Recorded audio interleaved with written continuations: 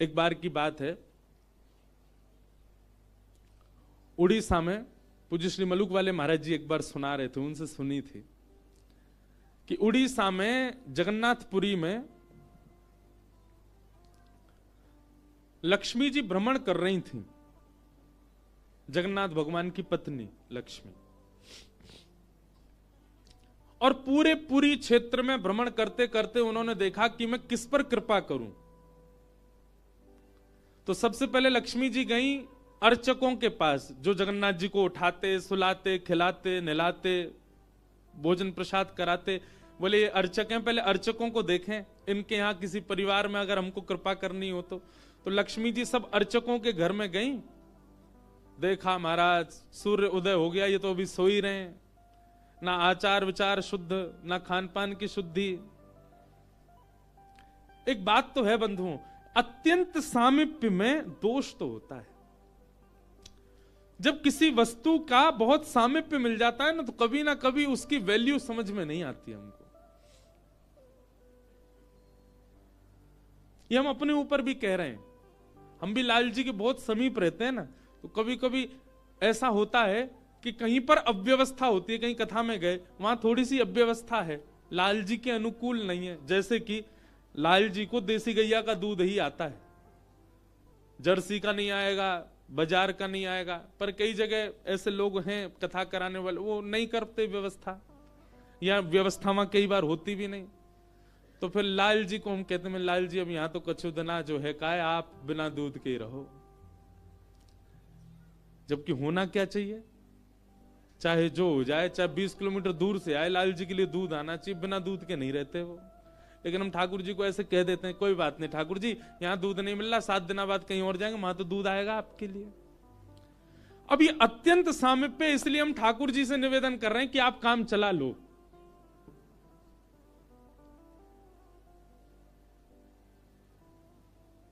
महाराज जब नया नया ब्याह होता है ना घर की लाली का, तो दामाद जी पहली बार जब घर आते हो, दामाद जी कोई डिमांड कर दें कि ये मिठाई खानी है, तो सारे जितने घर के साले होते हैं, घर के बड़े, वो 50 किलोमीटर भागते हैं, जीजा जी के लिए लेके आना है, उन्होंने मांगा है।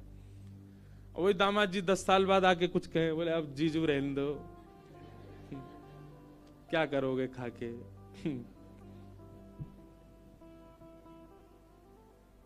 या फिर पहले ही फोन कर देते हैं, आप आएंगे, वो रास्ते में ही पड़ेगी दुकान, खुद ही लिया ना। अत्यंत सामीप्य के बाद में कहीं ना कहीं हमारा भाव जो है वो धीरे धीरे घटने लग जाता है। कभी कभी मैं आपसे भी निवेदन करूं, ठाकुर जी से भी विरह मांगो, हे नाथ कहीं मैं आपके बहुत समीप ना आ जाऊं, बहुत समीप आकर के कहीं मैं आपके प्रति मेरा भाव कम ना हो जाए। तो लक्ष्मी जी ने देखा महाराज सवेरे पुजारी, अर्चक, साधक लेट लेट तक सो रहे हैं, ना आचार विचार शुद्ध, ना खान पान की शुद्धि, ना वस्त्रादि धुले हुए, एक ही वस्त्र हैं, 5-5 दिन तक उन्हीं को पहनने हैं। लक्ष्मी जी बोली ये मेरे रहने लायक स्थान नहीं है, इसको यहां नहीं आऊंगी मैं। और तभी लक्ष्मी जी ने आगे जाकर के देखा कि वह परिवार जिनको झाड़ू लगाने की सेवा थी, नाली आदि साफ करने की सेवा थी, जिनको मंदिर में प्रवेश तक नहीं करने दिया जाता, उनके घर में गोबर का चौका, सब ब्रह्म मुहूर्त में उठ गए हैं, तुलसी जी को जल दे रहे हैं, घर में बिल्कुल शुद्ध भोजन बन रहा है, आचार विचार की शुद्धि, हाथ स्वच्छ हैं, पैर बच, जन्म से उनकी जाति कहीं ऊंची नहीं है, लेकिन बाकी सब कुछ उनका स्वस्थ था, बिल्कुल शुद्ध था। एक बात याद रखना बंधु, लक्ष्मी जी की कृपा चाहते हैं ना, पवित्र रहना प्रारंभ कर दो। लक्ष्मी जी को पवित्रता बहुत प्रिय है। आपने आज जो वस्त्र पहने, कल अगर आपने पहन लिए, लक्ष्मी जी तुरंत चली जाएंगी। इतनी भी अपवित्रता लक्ष्मी जी को प्रिय नहीं है।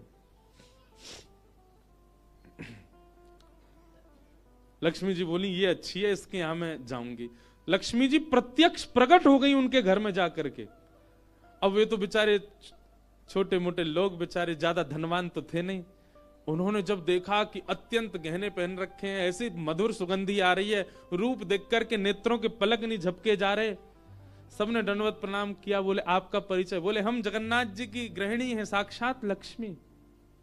वे सब घर के लोग, अरे हमारे घर का तो जल भी आपके स्पर्श योग्य नहीं है, हम तो ऐसे लोग हैं, हम तो नीचे लोग हैं। ये लक्ष्मी जी बोली ये सब बात नहीं करो, हम लोग ठाकुर जी ये सब विचार नहीं करते।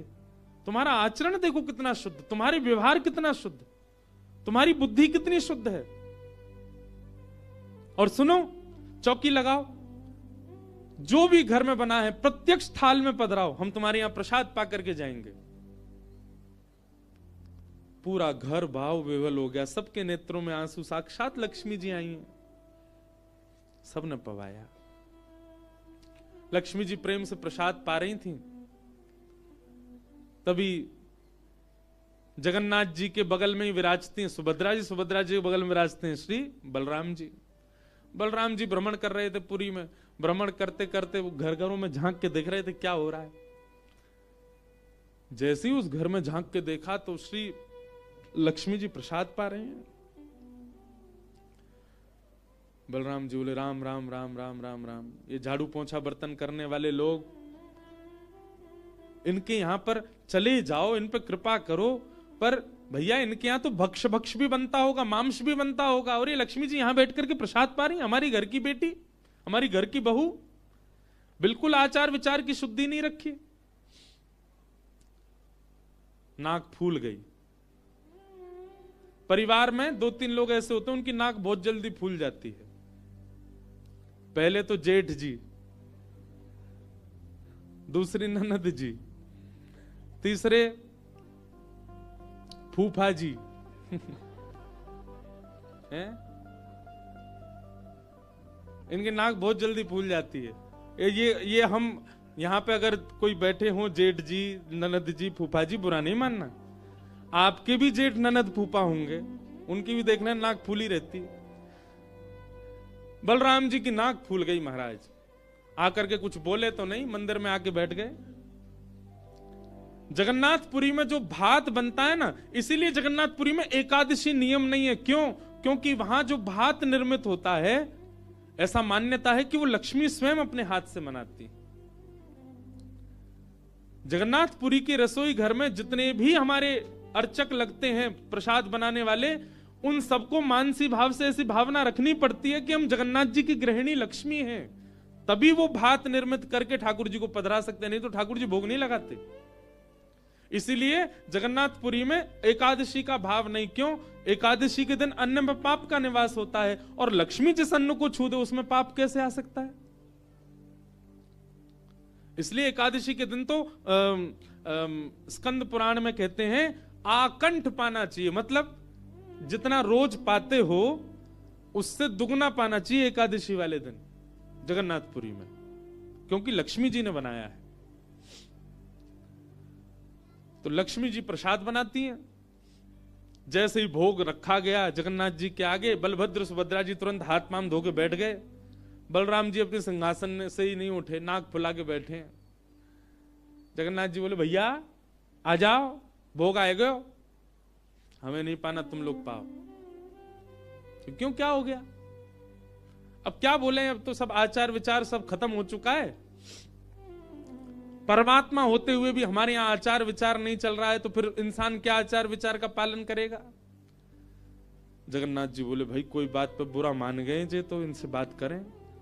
जगन्नाथ जी गए, भैया कहा भयो, आप इतने उदास क्यों, इतने नाराज क्यों? सब बात बताई बलराम जी ने।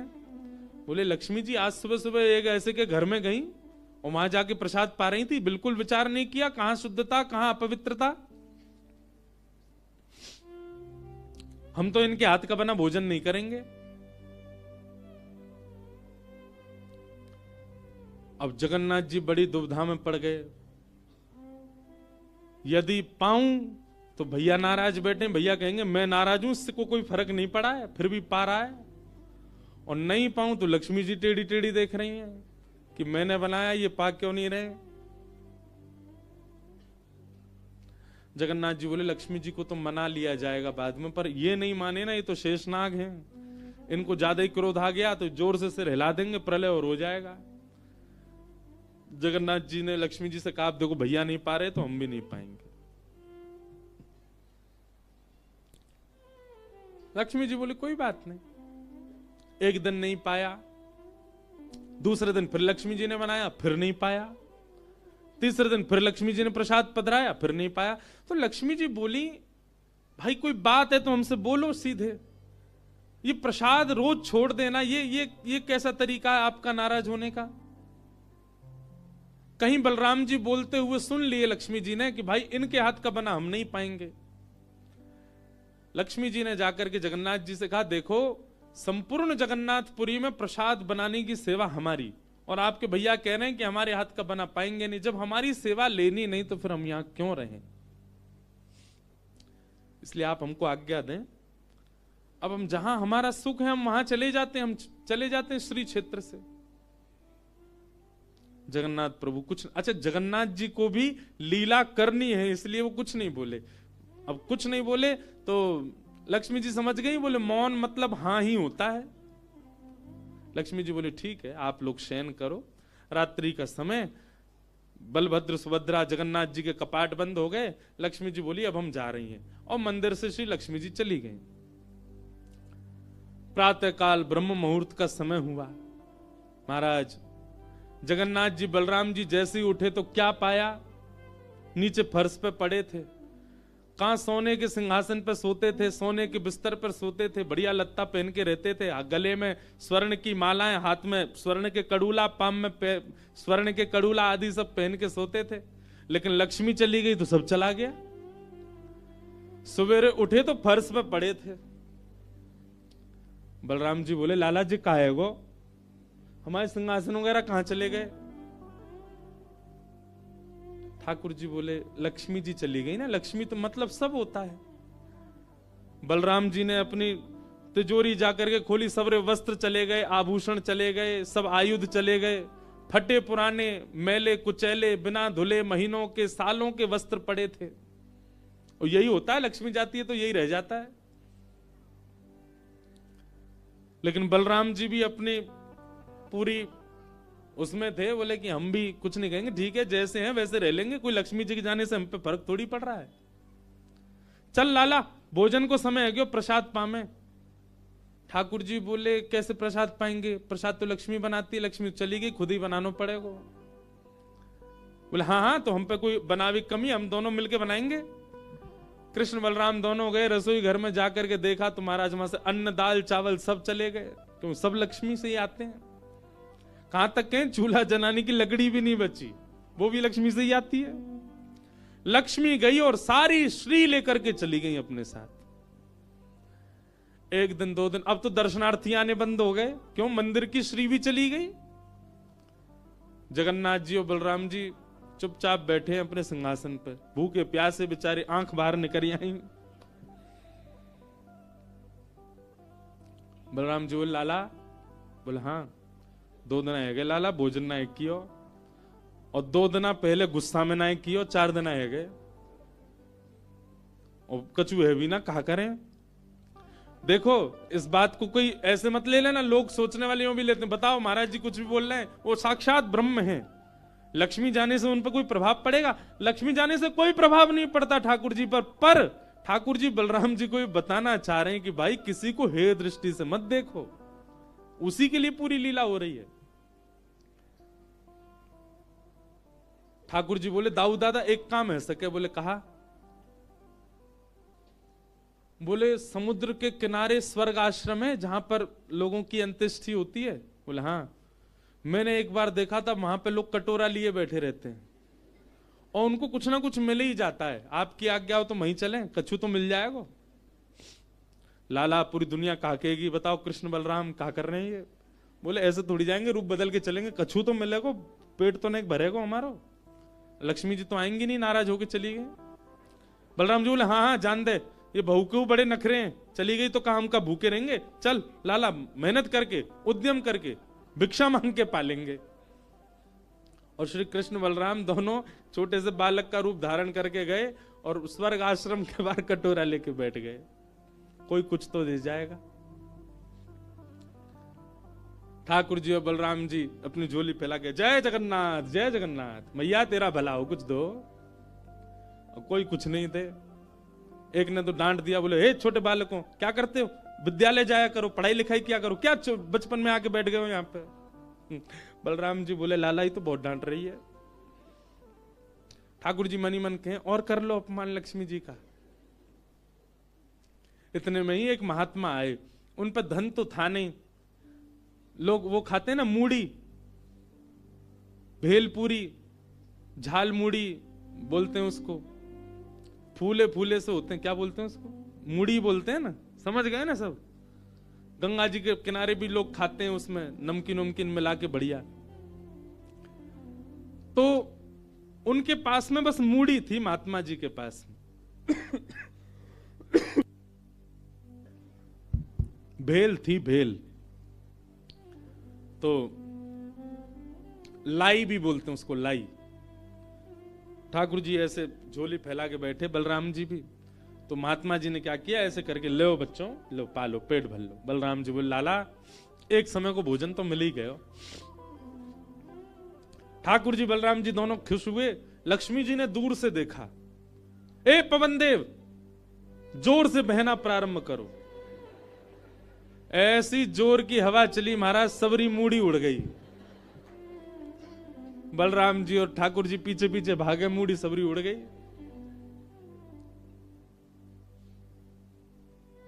बलराम जी बोले लाला ये क्या हो गया? बोले भैया हम संकोच में कुछ कहते नहीं, आप बड़े भैया, पर हम एक बात कहें, ये लक्ष्मी के बिना सब हाल हो रहा है हमारा। ठीक है बहू है, आपने समझा देते, आप भी बिल्कुल नाक फुला के बैठ गए, गुस्सा है के बैठ गए, चली गई बेचारी। यदि वे प्रसन्न हो जाए तो फिर सब ठीक है जाएगा। अरे ना बेटा कोई बात नहीं, हम तो क्षमा मांग लेंगे, तेने पहले क्यों ना कही मोते। ठाकुर जी बोले अब कोई बात नहीं, अब चलते हैं, ढूंढे उनको कहां है। पूरे पुरी में ढूंढा, कहां है लक्ष्मी जी। लक्ष्मी जी उसी कन्या के घर में थी, उसी घर में थी जहां देख करके बलराम जी को हीन भावना आ गई थी। बलराम जी लेके गए, लाला यही घर में बैठी, जब मैंने देखी काई। वहां जाकर के देखा तो महाराज उस घर में बिल्कुल जैसे मंदिर की रौनक होती है, ऐसी रौनक उस घर की हो रही थी। फर्श लगे हुए हैं, बढ़िया सोने चांदी के बर्तन रखे हैं, एक जगमगा रहा है मणियों से पूरा घर भवन। और बाहर बैठ करके उस महिला के जिसके ऊपर कृपा की थी लक्ष्मी, उसके बालक भर भर के सामग्री दे रहे हैं लोगों को, भोजन की सामग्री, वस्त्र ले जाओ, ये ले जाओ, कोई गरीब कन्या के लिए धन ले जाओ, राशि ले जाओ, सोने की मोहर ले जाओ। लक्ष्मी जी बैठी है घर में। ठाकुर जी बोले अब लक्ष्मी जी तो नाराज हैं, भैया एक काम करें, हम भी लाइन में लग जाएं, कछु मांग लें, लेके चल दें। जैसे ही ठाकुर जी और बलराम जी लगे कतार में, भीतर से लक्ष्मी जी को देख के दया आ गई।